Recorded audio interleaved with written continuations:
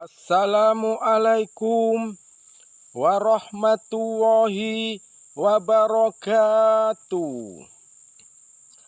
Saudara kaum muslimin yang dirahmati oleh Allah, kita harus menjadi orang Islam, harus pandai-pandai cara memilih seorang pemimpin. Jangan sampai kita salah memilih, termasuk seorang pemimpin yang tersangkut dalam kezaliman. Dan juga janganlah sampai kita salah memilih pemimpin bukanlah orang yang beriman. Seperti yang difirmankan Allah, ya ayyuhallazina amanu la tattakhizuna aba'akum wa ikhwanakum awliya'a inistahabbul kufra alal iman wa may yatawallahum minkum fa ulaika humudz zalimun. Dan janganlah kau jadikan bapak-bapakmu atau saudara-saudaramu dan atau pemimpin-pemimpinmu kalau mereka lebih mengutamakan kekafiran dan mereka di antara kamu, jikalau tetap menjadikan mereka pemimpin-pemimpinmu, maka mereka itulah termasuk orang-orang yang zalim. Dan demikianlah bahwa Allah memberikan firman, kita dianjurkan memilih seorang pemimpin, orang yang betul-betul beriman, betul-betul lebih mementingkan agama daripada mementingkan jalan kemungkaran.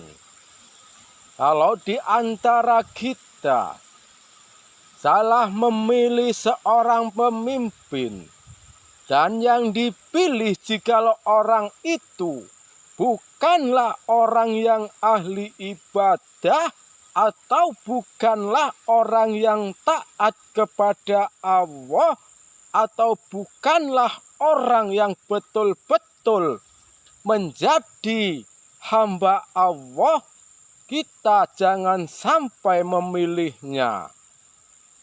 Apalagi mereka menjadi orang yang suka memilih kemungkaran daripada keagamaan. Kalau kita tetap memilih, maka kita tercatat menurut Allah sebagai orang yang zalim. Maka dari itu, bahwa negara kita tidaklah akan mendapatkan berkah dan kasih sayang Allah kalau kita tidaklah bisa mewujudkan seorang pemimpin yang betul-betul beriman, betul-betul mau mencontoh suri teladan seperti yang dicontohkan oleh Rasulullah.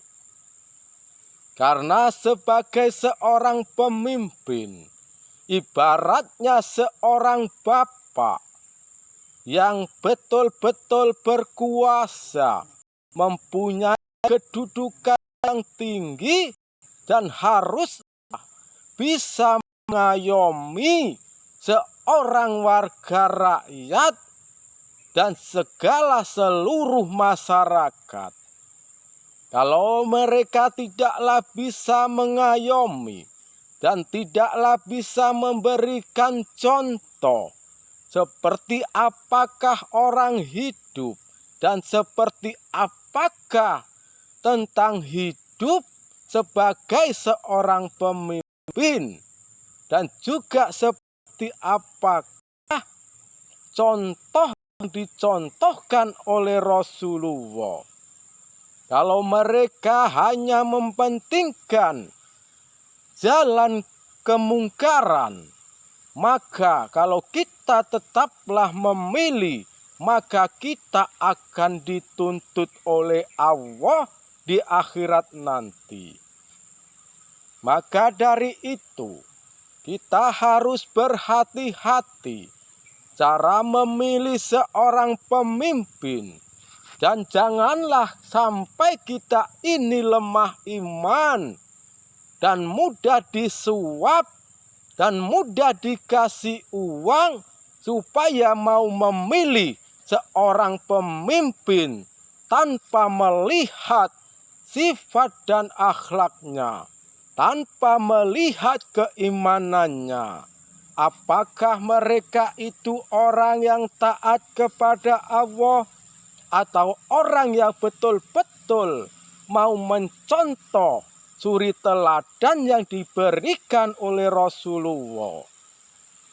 Maka dari itu, kalau kita bisa mewujudkan seorang pemimpin yang betul-betul beriman, betul-betul seorang hamba Allah, tentu insya Allah bahwa dunia ini akan selalu mendapatkan berkah dan kasih sayang Allah.